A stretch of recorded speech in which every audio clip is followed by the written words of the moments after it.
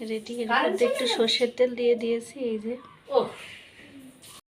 হয়ে গেছে, এবার এটা তুলে নেব।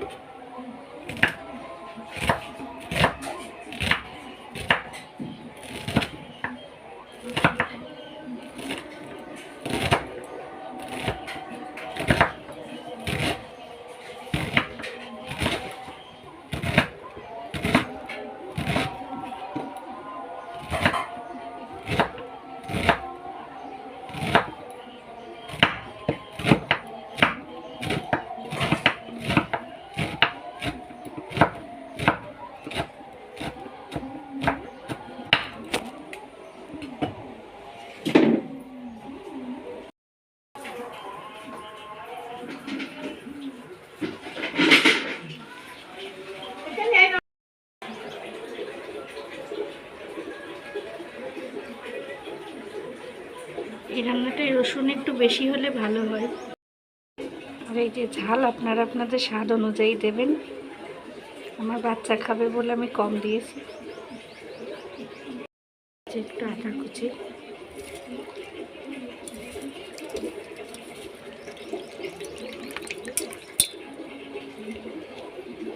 চিংড়ি মাছের মাথা।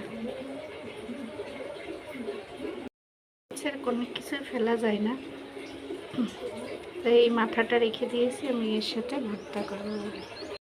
তেল দিলাম, ভর্তা সবসময় সর্ষের তেল হলে ভালো। দিয়ে দিলাম একটা শুকনো ঝাল, আর দেবো একটু কালো জিরে।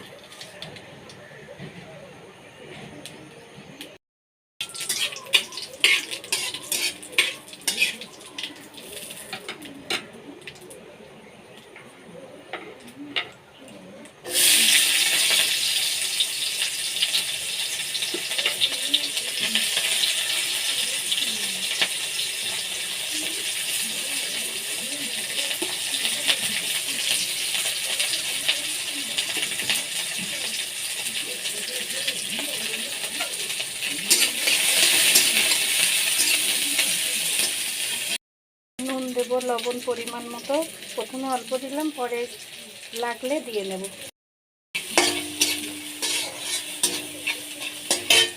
এবার এর মধ্যে দিয়ে দেবো মাথাগুলো।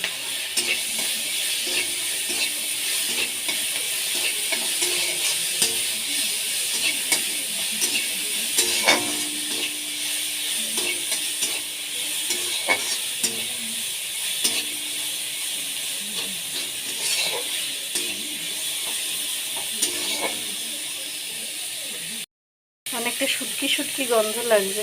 এবার দিয়ে দেবো শাক।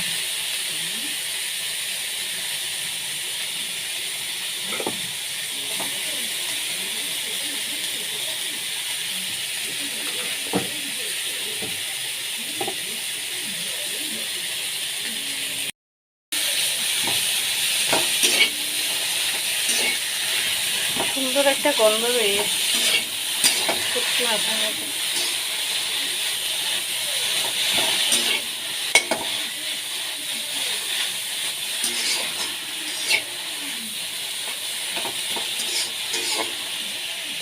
ছাপাটা ভালো করে ভেজে নেব।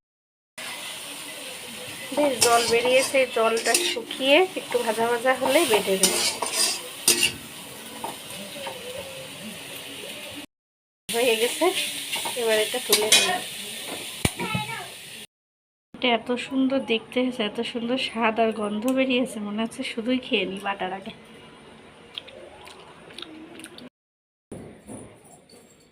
এবার এর উপর দিয়ে দেবো একটু সরিষার তেল। হয়ে গেছে আমাদের